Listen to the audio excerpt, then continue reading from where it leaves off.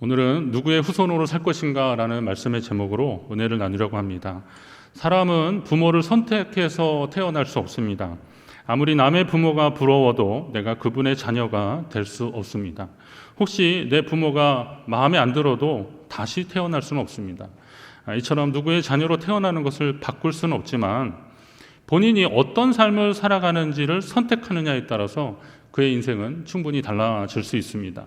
저는 이 말씀을 세상에서 흔한 개인의 성공 스토리를 염두에 두고 하는 말씀이 아닙니다. 믿음의 관점에서 우리가 하나님의 자녀로서의 삶을 살기로 결단하면 이미 우리에게 손을 내미신 하나님이 함께 하신다는 사실입니다. 대표적인 사람이 꿈꾸는 사람 요셉입니다. 그는 형제들의 손에 의해서 애굽의 노예로 팔려갔지만 하나님 자녀됨을 포기하지 않고 믿음을 지켰더니 하나님이 그를 회복시켜 주셨고 가장 귀할 때 적절하게 하나님이 그를 사용하셨습니다. 다니엘과 그의 세 친구들도 마찬가지입니다. 그들이 하나님 자녀됨을 포기하지 않고 끝까지 믿음을 지켰더니 하나님이 그들을 사용하신 것을 보게 됩니다. 그렇다면 오늘 우리도 어떻게 살 것인가, 하나님의 자녀로 믿음 안에서 어떻게 살 것인가를 결정해야 됩니다. 오늘은 우리 믿음의 여정이 우리의 공로가 아닌 하나님의 은혜임을 깨닫는 시간이 되어야 합니다. 그리고 아직도 그 선택의 기로에서 망설이고 있는 분들이 계시다면 여러분의 그 선택을 돕는 데 기준이 되는 그런 귀한 말씀이 되기를 소망합니다. 우선 가인의 후손들이 있습니다. 동생 아벨을 죽이고 그나마 살던 곳에서 쫓겨난 가인은 이후에 결혼도 하고 자손을 낳고 살았습니다. 그러나 가인과 그의 후손들에 대한 기록은 성경에서 계속 이어지진 않습니다. 하나님의 구속사에서 그 흔적이 사라지고 만 것입니다. 그나마 오늘 창세기 4장 우리가 읽은 본문 그 앞부분에 가인의 후손들의 기록이 좀 남겨놓은 것은 하나님을 떠난 사람들이 어떤 삶을 살 수밖에 없는지를 가르쳐주기 위해서 그렇게 잠깐 기록한 것으로 보입니다. 가인의 후손들이 계속 이어져 라멕까지 이르게 되는데 라멕은 아내 둘을 얻어서 가축을 치는 야발과 음악에 재능이 있는 유발이라고 하는 두 아들을 낳고 또 다른 여인을 통해서는 구리와 쇠로 여러 기구를 만드는 두발 가인과 그리고 그의 누이 나아마라고 하는 딸을 낳습니다. 기록된 정황으로 볼 때 라멕은 어느 정도 세력을 갖췄고 그리고 부족함 없이 살았던 것으로 보입니다. 그런데 어느 날 라멕이 아내들을 불러놓고 고백을 하는데 뭐라 그러냐면 나의 상처로 말미암아 내가 사람을 죽였고 나의 상함으로 말미암아 소년을 죽였도다 이렇게 고백합니다. 자, 라멕이 사람을 죽였다는 말인데 나름 합리화를 하고 있습니다. 누군가 그러니까 자기를 해치려고 했는지 그가 상처를 입었고 그에 대한 보복으로 사람을 죽였는데 어린 소년이었다라는 겁니다. 어린 소년을 죽였다는 것은 전쟁에 나가서 아니면 이렇게 싸움을 하는 데 있어 장정이 아니라 나보다 좀 약한 사람을 죽였지만 하여튼 나의 그 상처나 상함 때문에 어쩔 수 없이 죽였다라고 그렇게 이야기하는 겁니다. 그냥 간단하게 말하면 라멕이 내가 살인을 했다라는 겁니다. 그것도 약한 소년을 죽였다라는 겁니다. 이어서 나오는 말을 들으면 이 살인을 한 라멕이 어떤 성향의 사람인지를 알 수 있는데 그가 뭐라 그러냐면 가인을 위하여는 벌이 7배일진데 라멕을 위하여는 벌이 77배이로다 하였더라 그랬습니다. 자, 가인을 위해서는 그것은 가인이 자기가 만약에 여기서 쫓겨나면 다른 사람이 나를 죽이면 어떻게 됩니까? 그랬더니 너를 해치는 사람은 7배나 벌을 더하겠다라고 하나님이 하셨는데 지금 라멕은 가인 같은 사람, 그러니까 동생을 죽인 사람을 해쳤을 때 7배나 벌을 더하신다 그랬다면 이렇게 이유가 있는 살인, 자기가 상했다 그랬잖아요. 나의 상처 때문에 누구를 죽였을 때는 정당하고 이유가 있는 이 살인을 한 라멕을 건드리면 여기에 77배나 더하게 할 것이다 라고 그렇게 이야기하는 겁니다. 정당한 이유가 있는 그래서 상처를 입힌 원수를 죽인 자기를 해칠 때는 10배 해당하는 벌을 그 7배에 더 10배를 더하는 그러니까 77배를 더하는 여기서는 77배를 더하는 그런 벌을 내리지 않겠느냐라고 지금 말씀하고 있습니다. 라멕은 말씀을 이용해서 자기 잘못을 합리화하고 하나님을 비꼬는 투로 말을 하는 것입니다. 그러니까 결국은 라멕은 뭐냐면 라멕은 불경건한 사람이라는 거죠. 하나님 말을 인용해서 자기를 이롭게 하고 그리고 자기 핑계를 대는 사람입니다. 자, 가인의 후손들은 이렇게 하나님의 뜻과는 상관없이 인간적인 동기에서 삶의 이유를 찾았습니다. 그런데 창세기 4장 16절에 그들이 왜 그랬는지를 이유가 나오고 있는데, 가인이 여호와 앞을 떠나서 에덴 동쪽 노 땅에 거주하더니 그랬습니다. 그러니까 여기에는 뭐 두 가지 의미가 있는데, 하나님이 그곳에서 내쫓았기 때문에 가는 것이기도 하지만 또 그의 마음이 여호와 하나님을 떠나서 자기가 살 곳으로 찾아갔던 것입니다. 하나님을 떠났다는 겁니다. 가인과 그의 후손들이 여호와 하나님을 떠났다는 겁니다. 하나님을 떠난 사람들의 특징은 자기를 위해서 사는 겁니다. 라멕의 아들들 중에 유발이 있었습니다. 수금과 퉁소로 사람의 귀와 마음을 즐겁게 할 수 있었지만, 그러나 여러분, 진정한 음악은 하나님을 찬양하는 것부터 시작되어야 되는 겁니다. 세상에 많은 음악들이 있는데 그런 음악들이 하나님을 찬양하도록 이 백성은 나의 찬송을 부르게 하려고 하나님이 지으셨고, 그리고 그들에게 악기를 개발하게 하셨고, 그리고 하나님을 찬양하는 연주를 하게 하셨는데 인간적인 흥을 돋구고 그리고 쾌락을 조장하는 그런 악기로 그 음악이 사용되어져 버렸다면 그건 하나님을 경외하는 사람들이 아니고 하나님을 떠난 사람들의 삶인 것입니다. 그러면 우리도 하나님께 받은 최고의 악기가 있습니다. 이걸 가지고 우리는 어떻게 해야 될까요? 여러분, 하나님을 찬양하는데 여러분에게 주신 그 악기를 사용하시기 바랍니다. 하나님을 떠난 사람들은 아무리 좋은 악기를 가져도 하나님을 생각하지 않고 자기의 방식대로 쓰는 겁니다. 그러나 내 삶에 있어서 하나님이 주신 것을 주를 위해서 사용하기를 애쓰는 사람이 하나님 곁에 있는 사람들입니다. 라멕의 다른 아들이 두발가인이 있었는데 이 사람은 대장장이입니다. 여러 기구들을 잘 만들어서 유용하게 사용했던 사람일 것입니다. 구리와 쇠는 만드는 제품이 좀 다릅니다. 물론 청동기 유물에는 이제 검이나 이런 것들도 있지만 보통 생활하는 데 있어서 대부분 구리로는 그릇이나 장식 같은 것들을 만들고, 쇠는 기구들을 만드는 그런 재료로 사용되었습니다. 그러니까 농사 도구를 만들 때에도 나중에 이 쇠로 이제 뭐 괭이나 뭐 삽이나 뭐 이런 것들을 만드는 거죠. 낫이나 이런 것들을 만들었는데, 그런데 이게 좀 발전이 되니까 이 농사 도구를 만들어야 되는 이 철 재료를 가지고 전쟁 무기를 만드는 겁니다. 그래서 칼이나 창이나 이런 것들을 만들어서 사람을 공격하는 무기를 만들어 버리는 거죠. 이게 이제 하나님을 떠난 사람들의 특징입니다. 그러면 아까 라멕이 자기가 사람을 죽였다고 했는데 여러분 생각해 보세요. 대장장이 두발가인이 만든 그 창이나 칼로 사람을 죽였다고 한번 생각해 보세요.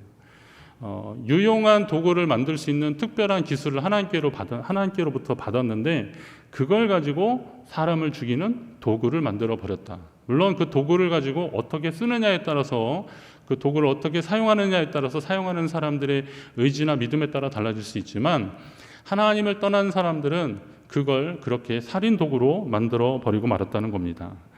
그러면 참 기가 막힐 것입니다. 하나님 주신 재능을 자신만을 위해서 그리고 또 누군가를 해치는 데 사용하는 인생은 가인의 길을 가는 사람들인 겁니다. 바울은 갈라디아서 5장 13절에 형제들아 너희가 자유를 위하여 부르심을 입었지만 그러나 그 자유로 육체의 기회를 삼지 말고 오직 사랑으로 서로 종노릇하라, 이렇게 권면하고 있습니다. 하나님이 우리에게 주신 자유를, 우리에게 주신 재능을, 이걸 육체의 기회로 삼지 말고 사랑으로 섬기면서 서로 종노릇하면서 살라고 그렇게 말씀하고 있습니다. 여러분이 하나님 주신 재능을 더 귀하고 복된 곳에 사용하시기를 간절히 바랍니다. 아벨의 후손들이 있습니다. 오늘 읽은 본문은 아벨의 사후에 아담과 하와가 낳은 셋의 이야기입니다. 셋이라고 하는 아들의 이야기인데, 근데 셋은 뭐뭐에 놓였다라는 뜻을 가진 이름입니다. 무엇에 놓여 있다. 그러니까 그의 형 아벨이 죽고 난 후에 아벨의 자리에 놓여 있다는 의미로 이름을 셋이라고 지은 겁니다. 생각하면 아벨 대신에 낳은 아들이라고 볼 수도 있습니다. 그래서 이름도 셋이라고 했나 보다라고 생각하는데, 그러나 한 개인이 누군가의 인생을 대신 살 수는 없습니다. 누군가의 인생을 대신 살 수 없습니다. 제가 전에 어떤 집사님이 편찮으 셨는데 병원에 갔더니 우리가 알고 있는 이름하고 다르더라고요. 그래서 왜 집사님 이름하고 호적하고 달라요. 그랬더니 그런 얘기 하시더라고요. 예전에 그 아이가 낳고 이제 신생아 사망이 막 높을 때, 그럴 때 이제 이렇게 언니가 태어났는데 출생 신고를 했는데 언니가 곧 죽었대요.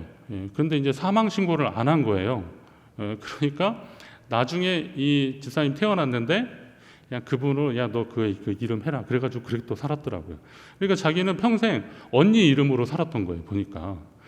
그러나 이름은 언니 이름으로 살았을지 몰라도 그 인생 자체는 누군가를 대신할 수는 없는 것입니다.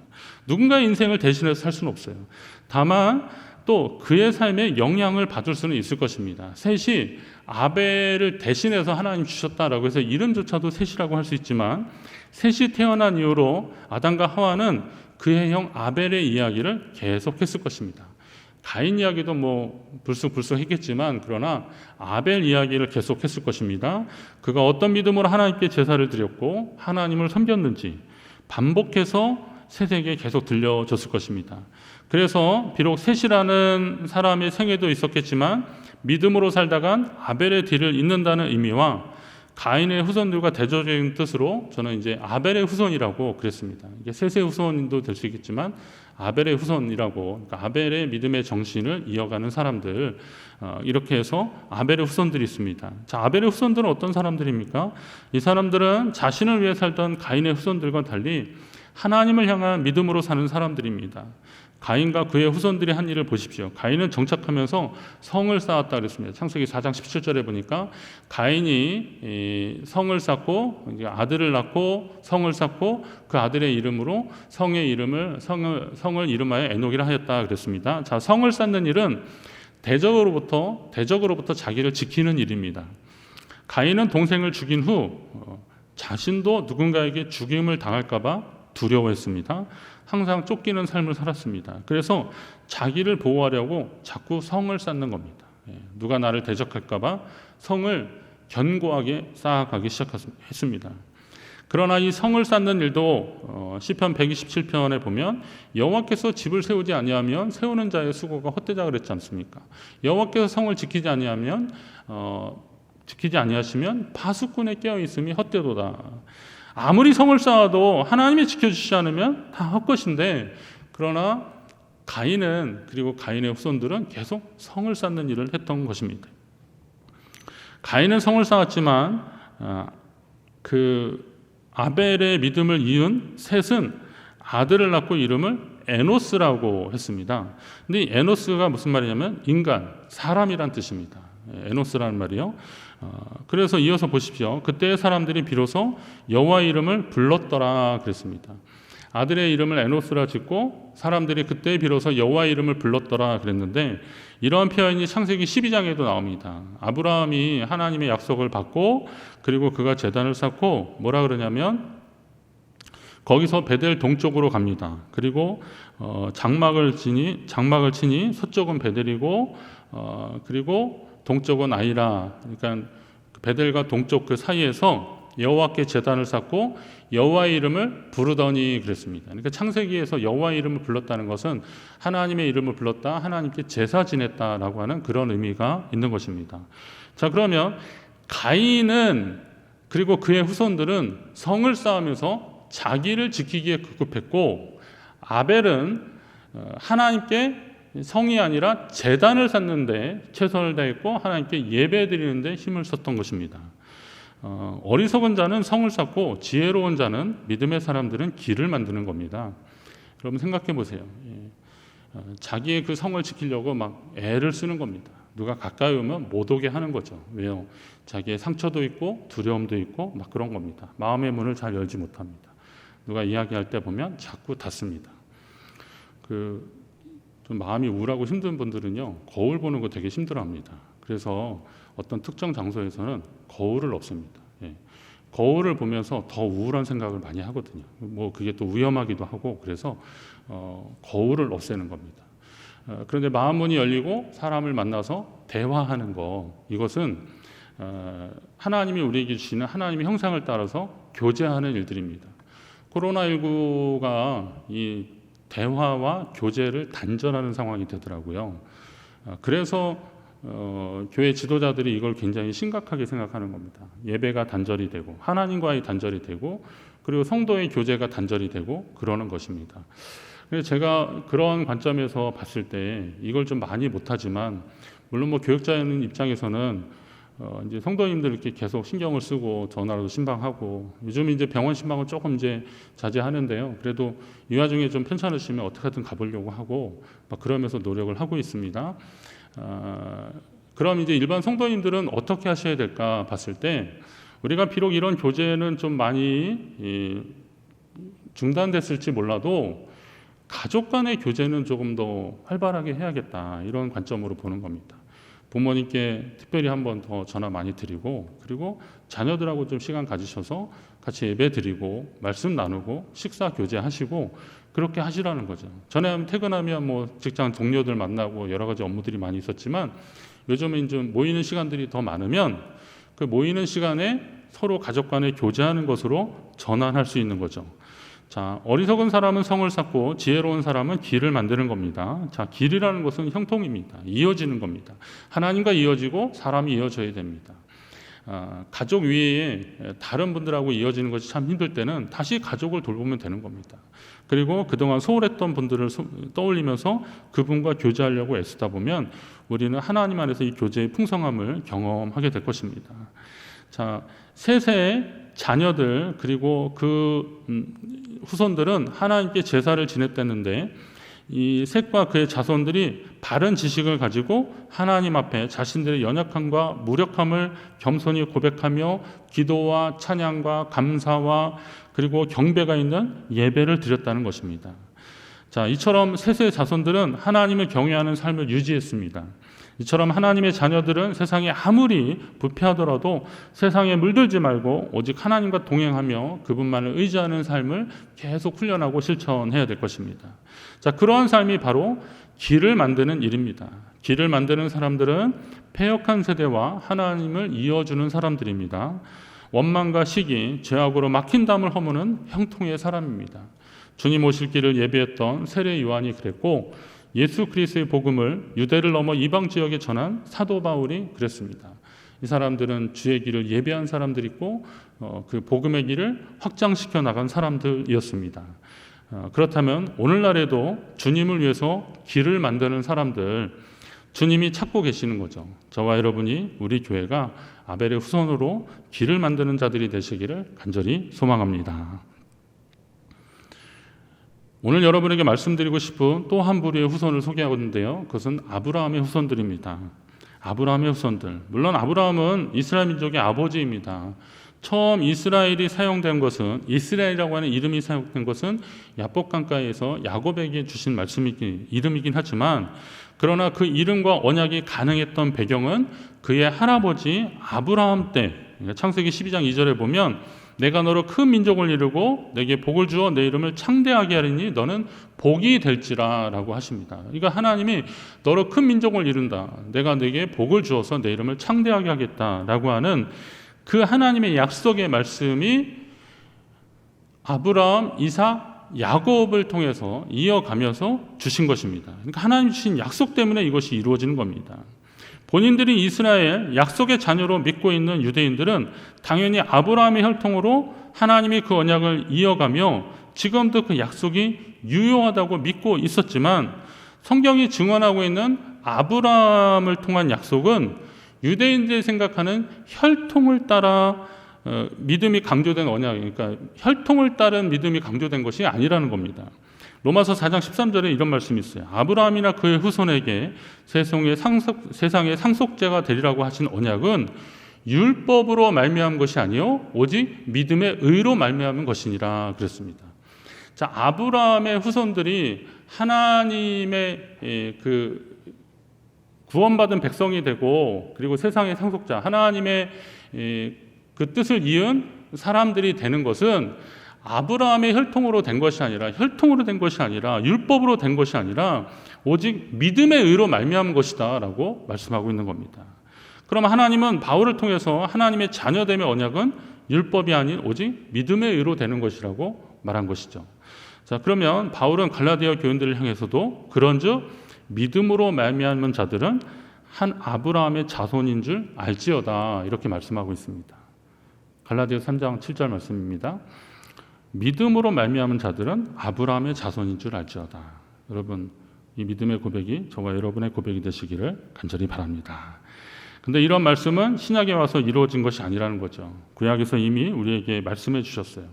시편 133편 12절에 시편 33편 12절에 보면 여호와를 자기 하나님으로 삼은 나라 곧 하나님의 기업으로 선택된 백성은 복이 있도다 그랬습니다. 어떤 사람은 선택을 강조하지만 여호와를 자기 하나님으로 삼은 나라, 여호와를 자기 하나님으로 삼고 믿고 나아가는 사람, 그 사람들이 복이 있다고 하는 겁니다. 이 배경이 어떤 거냐면 저는 그 말씀이 연관이 됐어요. 출애굽 전날에 유월절 사건이 있었지 않습니까? 그들은 하나님의 명령과 약속을 믿고 어린 양의 피를 문설주에 바르고 누룩을 넣지 않은 빵을 먹고 날이 새기만 기다렸습니다. 유월절 구원 사건은 하나님이 이스라엘 민족을 위해서 준비하셨지만 이게 기계적으로 모든 이스라엘 사람들에게 동일하게 적용된 유월절 사건이 아니에요. 이거는 혈통으로는 이스라엘 민족 히브리인이라 하더라도 참 이 히브리라는 말도 사실은 어떤 계층의 사람들에 대한 별명 같은 것인데, 자 그러면 그 노예들을 그냥 히브리라고 하는 겁니다. 자 그래도 그냥 유대인들이 이스라엘 사람들을 다 히브리인이라고 그랬으니까 비록 그들이 이스라엘 사람이라 하더라도 히브리인이라 하더라도 하나님의 약속을 믿지 않고 문설주에 피를 바르지 않으면 그 집의 장자는 죽어나가는 거였어요. 그러니까 하나님을 자기 하나님으로 믿고 그리고 그 약속의 말씀에 의지해서 어린 양의 피를 문설주에 바르는 사람들만이 이 구원을 받게 되는 거죠. 하나님의 유월절의 복을, 그 은혜를 입게 되는 것입니다. 또 하나님의 약속을 믿고 기다리고 준비한 사람들, 이스라엘 민족이라고 하는 그 사람들만이 이스라엘 민족이라고 하는 하나님의 선민이 되는 겁니다. 그러나 하나님의 약속을 믿지 못하고 얼마 못 가서 잡혀 죽을지도 모른다고 걱정하면서 여전히 집에 남아 있었던 사람들은 홍해의 기적을 경험해 보지 못했을 것이고 만나와 메추라기를 먹어보지 못했을 것이고 반석에서 물이 나오는 광경을 보지도 경험하지도 못했을 것입니다. 그냥 그들은 그냥 애굽에서 종살이 하다가 죽고 말았을 것입니다. 그러나 혈통으로는 아브라함과 이삭, 야곱의 자손들은 아니더라도 히브리 노예들에게 하신 하나님의 약속의 말씀을 믿고 순종하면서 따라 나선 이스라엘이 아닌 다른 민족의 종들이라도 성경에 그런 기록들이 있어요. 그 사람들은 다 어느새 자연스럽게 약속의 민족 이스라엘 백성으로 편입되게 되었습니다. 그것은 혈통이 아니라 믿음의 문제다라는 것을 다시 한번 얘기해 주는 것입니다. 이제 예수 그리스도의 십자가 구원을 믿는 저와 여러분, 우리 모두가 아브라함의 후손들이라는 사실을 우리는 아셔야 됩니다.